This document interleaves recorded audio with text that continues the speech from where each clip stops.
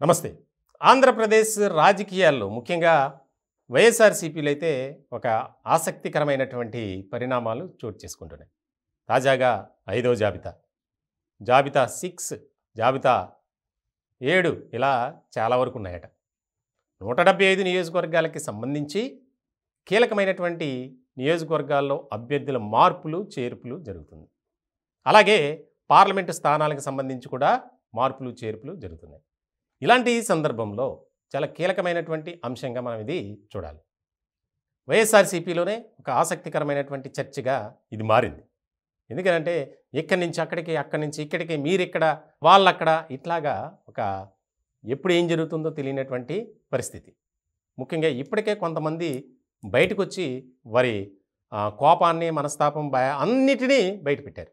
అది పార్టీ అధినేత మీద కూడా ఆరోపణలు, విమర్శలు చేశారు. ఇలాంటి సందర్భంలో తాజాగా మారుస్తున్నటువంటి అభ్యర్థులు కూడా ఒక రకమైనటువంటి అసంతృప్తితో ఉన్నారు. పార్టీలో అసలు ఏం జరుగుతుంది? ఈ పార్టీలో ఉండటం అవసరమా? ఉదాహరణకి తాజాగా లావు శ్రీకృష్ణదేవరాయలు ఆయన కూడా పార్టీ మారిపోయారు.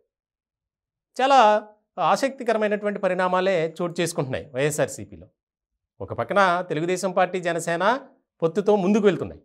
ఇలాంటి క్రమంలో వైఎస్ఆర్‌సీపీలో అనిశ్చితి అనేది బాగా ఎక్కువైపోయింది. మరోపక్క కాంగ్రెస్ పార్టీ ద్వారా ఒక రకమైనటువంటి దాడి, ఎదురుదాడి, మాటల దాడి, వీటన్నిటినీ బేరీజు వేసుకుని ఆ దాడులన్నిటినీ తట్టుకొని అభ్యర్థుల మార్పు అనేది చాలా కష్టతరంగా మారినటువంటి అంశమే. అయినప్పటికీ కూడా జగన్మోహన్ రెడ్డి గారు వై నాట్ 175 అనే దిశగానే ఆయన అడుగులు పడుతున్నాయి, ముందుకు వెళ్తున్నారు. ఖచ్చితంగా ఈ మార్పులు, చేర్పులు అనే అంశం మీద భేదాభిప్రాయాలు ఎక్కువగా వినిపిస్తున్నాయి. పార్టీ అధినేత జగన్మోహన్ రెడ్డి గారి మీద కొంతమంది అసంతృప్తితో బాగా ఉన్నారు. దానికి సంబంధించి కొంతమంది అయితే డైరెక్ట్గా మాట్లాడుతున్నారు, కొంతమంది అయితే మాట్లాడట్లా. ఇలాంటి సందర్భంలో జాబితాలు వస్తూనే ఉన్నాయి. మరి రానున్న రోజుల్లో ఎలాంటి పరిణామాలు చోటు చేసుకుంటాయో వైసీపీలో అనేది కీలకంగా మారింది.